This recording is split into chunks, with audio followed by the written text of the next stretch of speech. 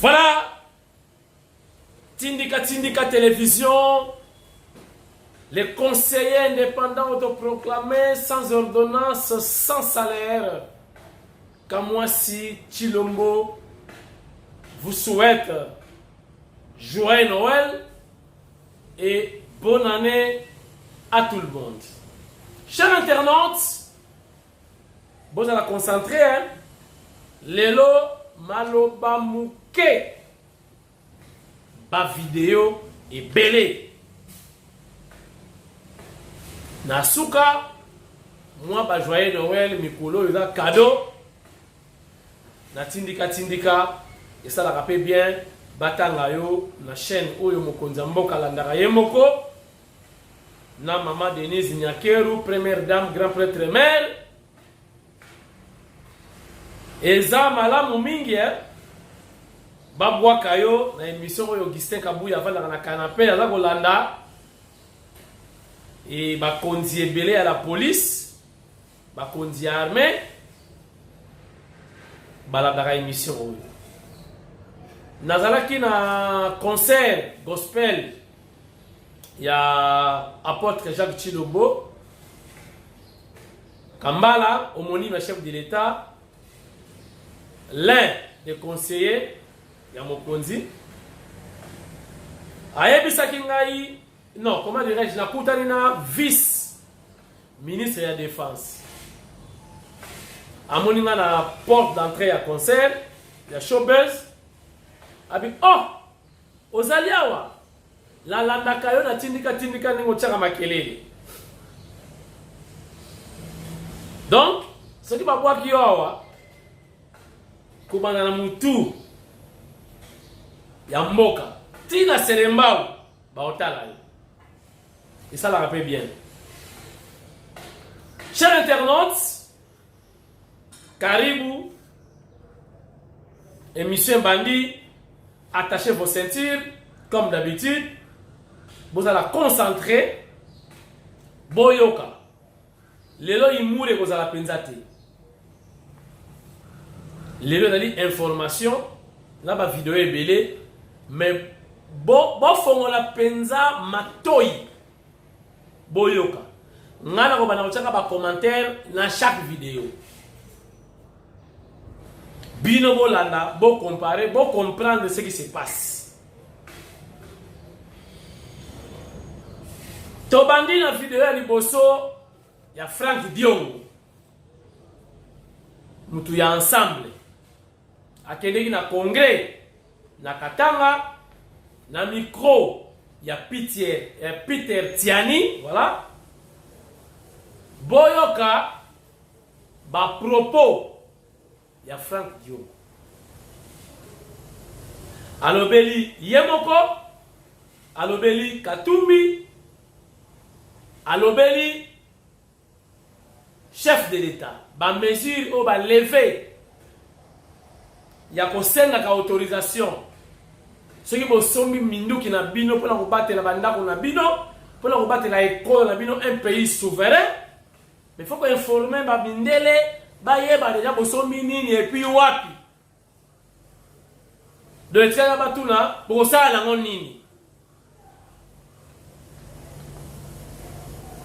Ezali effort ya diplomatie ya chef de l'État parce qu'il a été déjà préparé depuis Etienne Tshisekedi wa Mulumba. Alakisaki mwana na ye diplomatie eza nini, basala kango ndenge nini, impact nango na mboka ezalaka nini.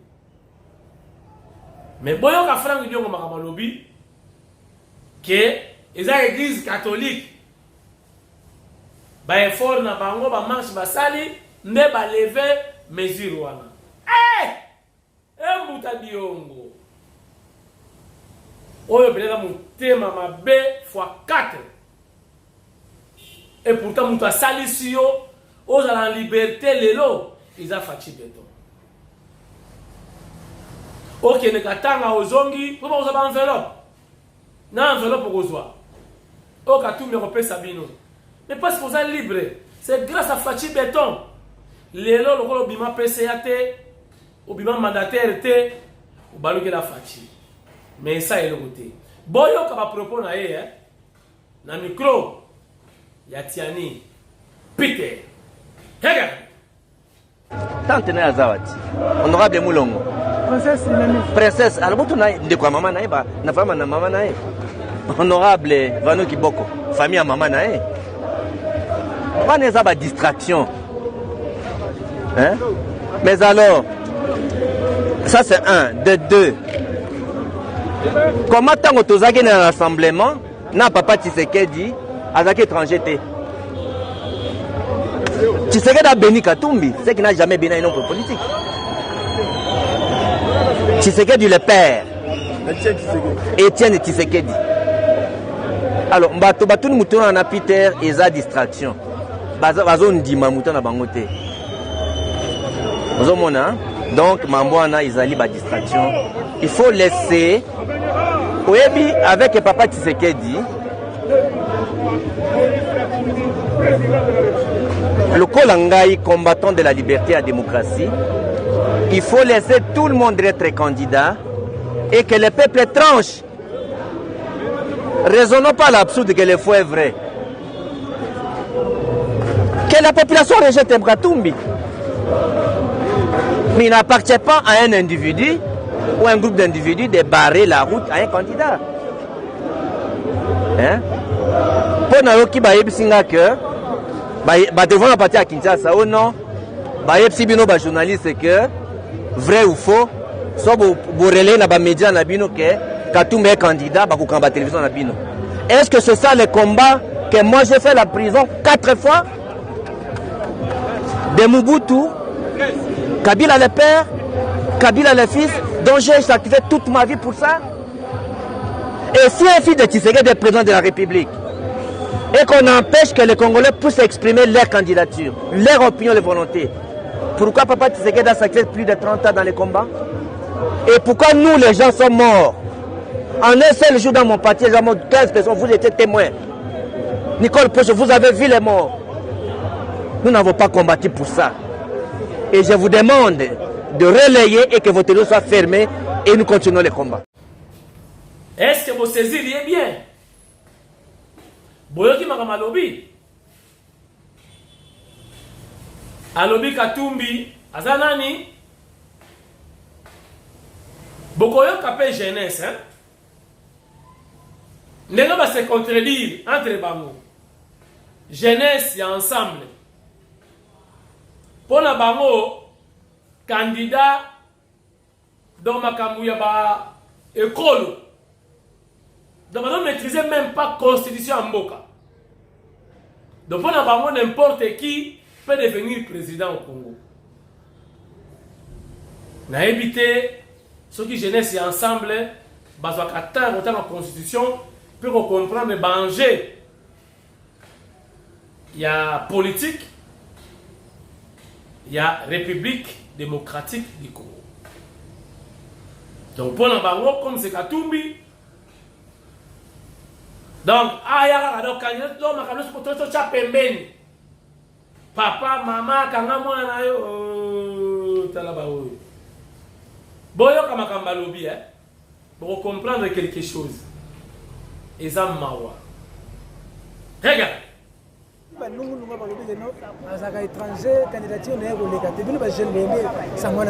Non, obi makambu ya ba étranger tini soto landi eza distraction. Biso toye awa pona mboka eza na pasi. Na moment soki toye nani aza étranger nani abota nani abota te nani aza Mario nani aza bo eza problème ekobimisa ba problème. Hein? Yango biso peuple azo kufa makile ezo tanga mikolo nyonso nani azaki na faux diplôme nani na faux diplôme eza mindondo awa toye kolobela candidature ya président Moïse Katumbi. Donc il pona peuple qui mieux kota na mboka peuple a se retrouver dignité à bomoto zonga yango toye makamusu so makamusu tout le temps et okoma nani abota te azamona nani a changer kombo na kimukolo tout ça eza makamu compliqué yango toye awa toye kolobela Moïse Katumbi président na biso. Tokomi pena élection, moi na mona garder bandi na ye, tata na tata kanga mo ane na ndaku na ye, allié ça ye a éduqué. Donc yango likabiso toye leo. Bo saisir bango bien. Bato aboyi. Toke na bango. Chers internautes, émission ya lelo eza basé na banalise eza une partie batindeli ngai ya kuswanika enfin kuswanika andimi Fachi Beton.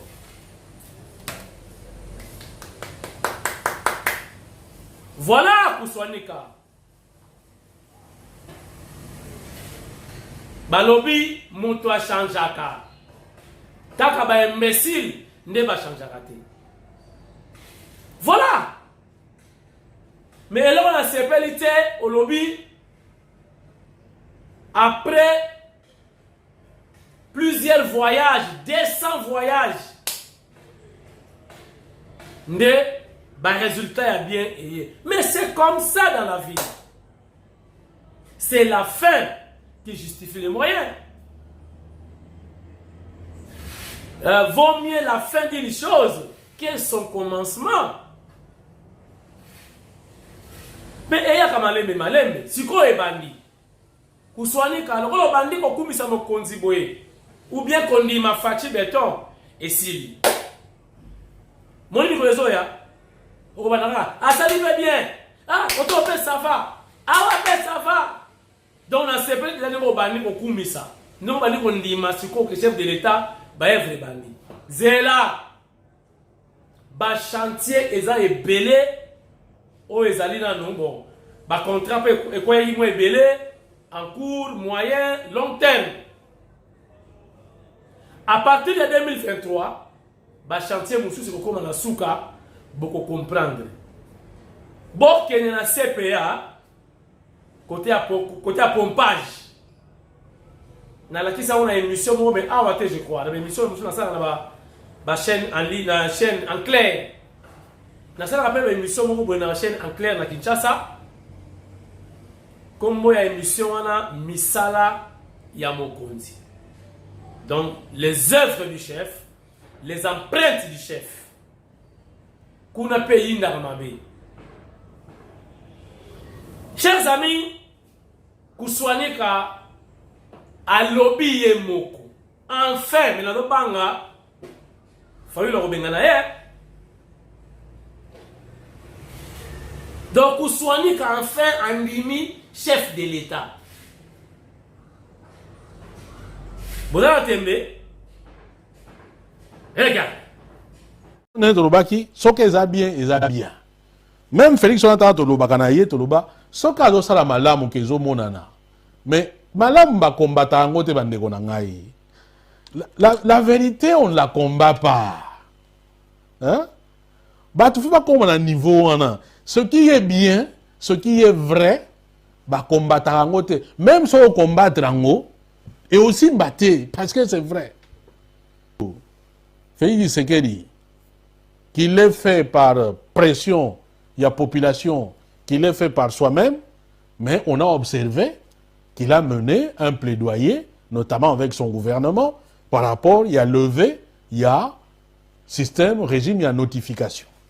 Régime à notification, on te explique qu'il y a et ils que pour que Basomba Minduki et Sengeli va signer là que non, Basomba Minduki tel, et ainsi de suite. Et donc, les Oyo, ONU, est décidé que Ninouana et Zali levé. Ah, on va dire quoi? On a vu qu'il a mené cette action diplomatique. Tout le monde résultat et Pessami, Tolobi, il a gagné. Même ce qu'ils ont après à peu près près de 200 voyages. Mais, mieux vaut un tien que deux tu l'auras. Au moins, tout le monde y a. Bon, yo zana ni pour boya yango parce que zawana. Ba lever yango bagé komami dans les médias tout le monde yango tout qui sont d'accord à l'unanimité. Bango tout l'action a été introduite par la France. Tout le monde à l'unanimité bandimi ba lever yango. Et nous avons vu le plaidoyer qui a été mené. Nous disons Fachi Beton. Hein? Tout ondeni, tout moni yango. Kuswanika merci. ere moko ezalaka mpe boye bakorompre yo te bapesi yo mbongo te me boremarke bino moko na ka na bino alamuka ya un arrêt bokoloba susu nini bokritike boye kocomprendre ere moko faci bayebaka ye mwa apres bomoni mikolo oyo te pero lowara alimwe okima pourquoi siko bamaster na yo bapiteri tiani bango na baolia bitoyo na katanga yo oza te ozela enveloppe basalelo mpesa na Zambie ekoyaka me botala sikoyo lelo bakuswanika bakomi kocomprendre bayebaki faci bien te me kuswanika ose prépare na yo 2023 okobandaka okobeta maboko bozela baréalisation mosusu ya mokonzi boomona moti me ezali eya na coulisse ezosalama mpo moko ezobetama na katanga pont bozela.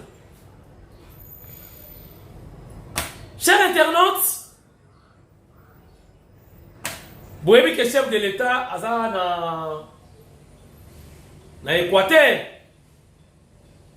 na Sepeli, na Monie, na Eteni Longondo, son excellence, ministre honoraire, il y a Saoudi, il y a Santé, Ngambe Mobile, Mwana ya Ekanga, Fara, na Faci Béton, na Tarmac. Et ça linga plaisir. Mais bana ya Équateur balobi te na Congo basala manda bakote biso bana ya mbandaka toyebisi mokonzi manda ya mibale to pesi yango ya ofele. Regardez. Malobi boye. Eloko ya libo na gratuité. Ya mibale Équateur to disi maboko polele po to kule ebeto. Ya misatu kosenga ye kura. Ya minei tomona moto asali manda moko te. Il faut manda yo ekozane itabisi na ye. Voilà. Aba kisa itabisi ko akoki kosuka ana. Yo na yasu kana tani. Après Maître Gims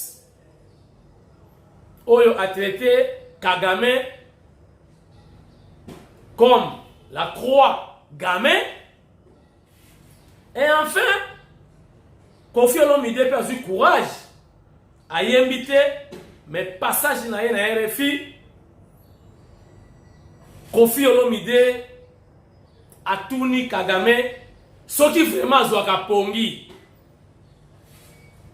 en écoutant que des femmes congolaises sont violées, les enfants massacrés, Mibali Nabango tués comme des bêtes. Pendant longtemps, Kofi s'est posé question, est-ce que réellement Kagame a joué à Pongi à l'ALIP pendant que les soldats n'avaient pas voisins? Et pourtant, on ne fait pas la fête lorsque ça brûle chez les voisins accidentellement. Mais il y a des voisins qui ont causé. Est-ce qu'à Pongi? Voici la confirmation du passage de Kofi Olomide dans le studio de la radio France Internationale. Regardez. En tant que Congolais, en tant qu'Africain, avec politesse, je me suis adressé très vite. Ouais. J'ai dit un mot au président du Rwanda, qui est le commanditaire, tout le monde le sait aujourd'hui, de ce qui se passe dans l'Est. Je le respecte parce que c'est un chef d'État. Il peut être bon, moins bon, c'est pas mon affaire. Mais voir des femmes tuer, des enfants, des jeunes filles violées depuis 10 ans, 15 ans, 20 ans, et que ton nom est cité comme le commanditaire. Comment est-ce qu'il trouve le sommeil? Où est son côté africain? Où est l'amour dont Dieu a pourvu son cœur? Basiquement. Comment est-ce qu'il... Parce qu'il a peut-être eu des contrats politiques avec des gens du Congo, tout ça. Ça ne regarde pas ces femmes qui meurent. Ça ne regarde pas ces enfants innocents. Ça ne regarde pas ces vieillards qui ne peuvent pas dormir. Ces enfants qui ne peuvent pas aller à l'école. Comment est-ce qu'il... Ça ne lui fait rien. C'est pire que Léopold II, c'est plus que les colons qui ont martyrisé, esclavagisé nos ancêtres, nos papas, nos mamans. Merci. Comment est-ce que M. Kagame peut trouver le sommeil? Merci de le... Il n'a qu'à régler ses comptes avec les gens avec qui il a passé on ne sait quel contrat. Mais moi, j'en veux pas au peuple rwandais. Et je pense que le peuple rwandais n'en veut pas Kofi Olomide. Mais pourquoi il peut accepter pendant tout ce temps que son nom soit toujours, qu'il revienne sur cette histoire? Voilà. Kofi. Moi, je ne l'accepte plus. Ça a trop duré. Ça a trop duré. Monsieur Kagame, avec respect, faites en sorte que les gens à qui vous donnez les ordres de détruire le Congo s'arrêtent. Et de toutes les façons, Kofi, le soleil s'arrêtera toujours, se lèvera toujours à l'est. Je suis obligé de t'arrêter parce que le temps nous manque. Mais non, mais tu as dit et tu as bien. Chers internautes, nous sommes de retour sur ce plateau mobile de Tindika Tindika. Dans le premier temps, il y a une vidéo et belé lelo. Il y a un là, je crois, et ça a le plaisir. La France, la République française, oui, positionnement na bango. Na yo qui coûte na source que Macron a ligné la Congo et puis il y a l'équipe à Rwanda. Pression. Moi attachement au banda qui na Russie, na Chine. Et bangi si be bango hein. C'est qui mal nécessaire. Ba yebisi bango comportement na bino yo. Les Anglais, le Français, les Américains, les Africains, les bino. Et vous risquez de perdre l'Afrique, un avantage. Il y a Russie, la Chine, il y a un mbangu au sommet, États-Unis, Afrique. Et l'autre, il peut une garantie et contredire Kagame. Il y a le président Nabiso Fati a quitté l'élection, c'est-à-dire la légitimité. Sauf que na sommet wana baba benga Fati te.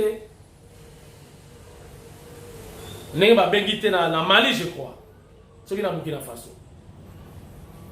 Mais le chef de l'État Fati Beton a participé bel et bien. Ils avaient pu le reprouver légitimité na ye. Il est considéré.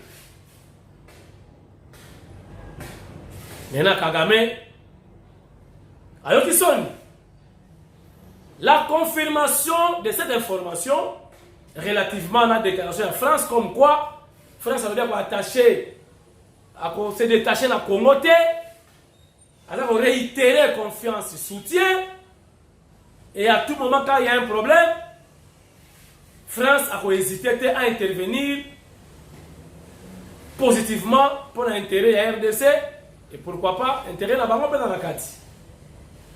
Voici la confirmation de cette information. Regardez. Que la France a toujours défendu et défendra toujours l'intégrité et la souveraineté de la République démocratique du Congo. La France a toujours été à vos côtés lorsque cette intégrité a été menacée. Aujourd'hui, nous constatons le retour d'une situation tragique dans l'est de la RDC. Des centaines de milliers de personnes sont déplacées. Encore davantage vivent dans l'insécurité. C'est insupportable et c'est inacceptable. Il y a des responsabilités et la France n'a aucune difficulté à les pointer. Le M23 doit cesser les combats, se désengager et rendre les territoires occupés à l'armée et aux autorités congolaises. Le Rwanda, car il faut le nommer, doit cesser son soutien au M23. Il faut finir avec la répétition de l'histoire dans cette région. La France condamne le soutien apporté par le Rwanda au groupe armé M23. Le rôle d'un ami ce n'est pas seulement de dénoncer, c'est aussi d'aider à trouver une solution. C'est ce que nous faisons en parlant à tout le monde, en parlant à la RDC, en parlant avec la région. Nous soutenons la médiation de l'Angola et celle du Kenya. En parlant enfin au Rwanda, car on ne bâtira pas de paix durable sans le Rwanda. La relation que nous avons reconstruite avec Kigali, nous la mettons au service de la paix. Mais si je rends visite aujourd'hui à la RDC, c'est parce que la RDC est un grand pays et un grand partenaire pour la France. Un pays créatif, un pays dynamique qui inspire le monde entier. Je suis ici pour parler avec votre jeunesse, avec cette jeunesse plein de talent, plein de créativité, avec vos artistes, vos scientifiques. Nous avons un... Chers amis, nous avons un plaisir de vous présenter l'émission de l'eau. Na première qui bino maloba kozala muke ba vidéo ebele. Donc une émission riche en vidéo. Ba joyeux Noël la bino nyonso. Joyeux Noël na son excellence Nana Manwanina Kiumba Mfumubuku Mulongeshi wa Kalasa Océan, la princesse, l'œil et l'oreille du chef de l'État. Professeur, docteur, joyeux Noël et bonne année dans son excellence.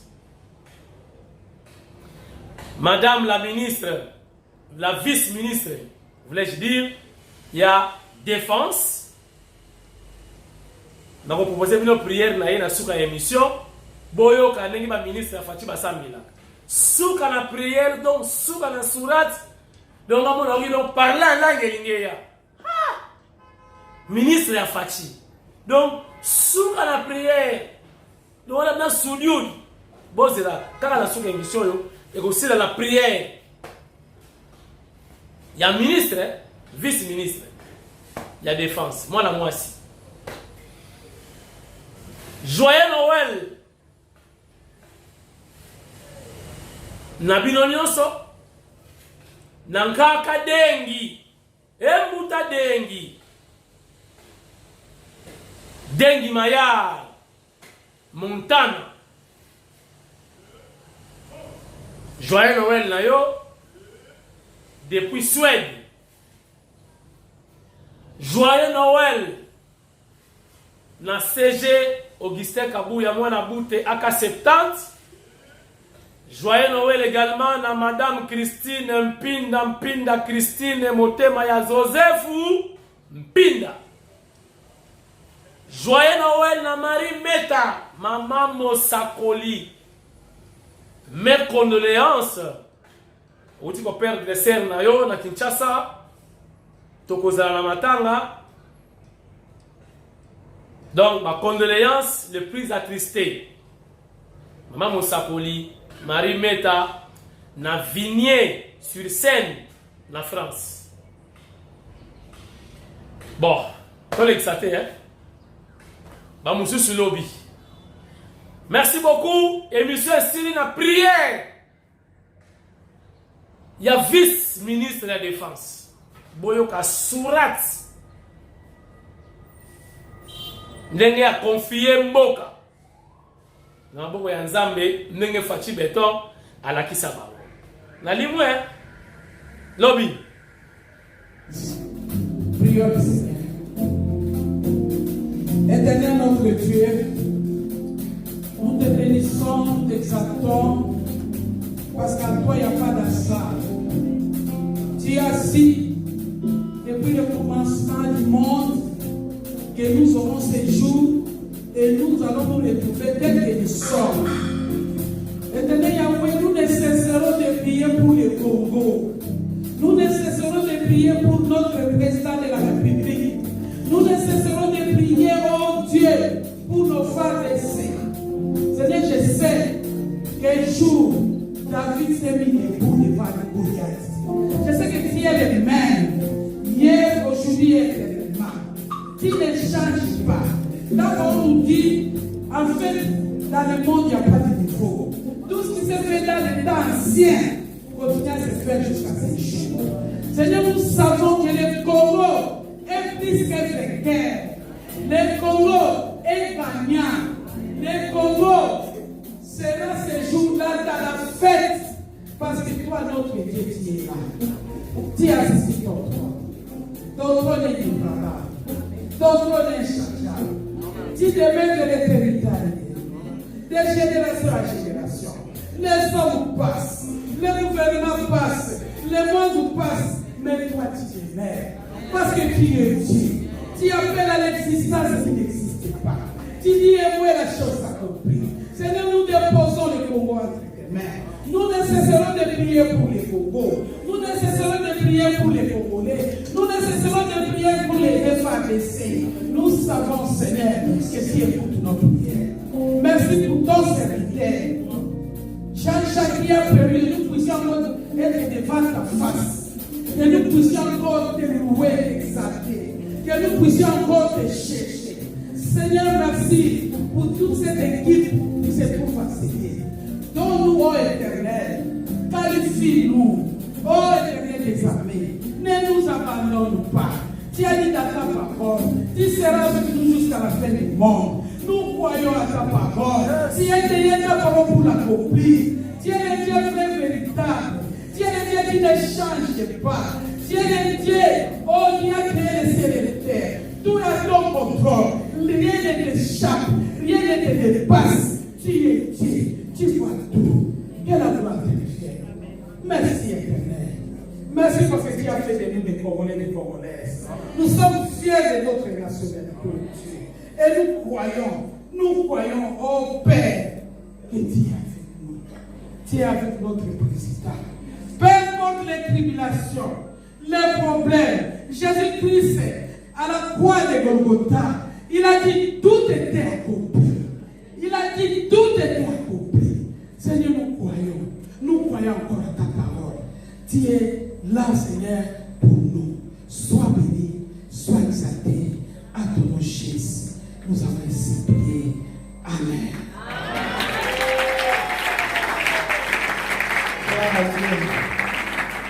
Nous allons maintenant céder la place au frère Mike Ford, qui est déjà prêt pour nous amener encore dans la présence du Seigneur. On va pencher en de Dieu. Les réseaux sociaux alimentent nos émotions, nos esprits de foi. Et aujourd'hui, je vais inviter ceux-là qui ont l'habitude de publier parfois des choses. Aujourd'hui, la showbiz ne sont pas pour faire c'est bientôt les enfants du militaire. Je vois des prophéties par-ci par-là, des prophètes qui les prophétisent que sur la mort des autres. Mais je sais que nous avons le Dieu.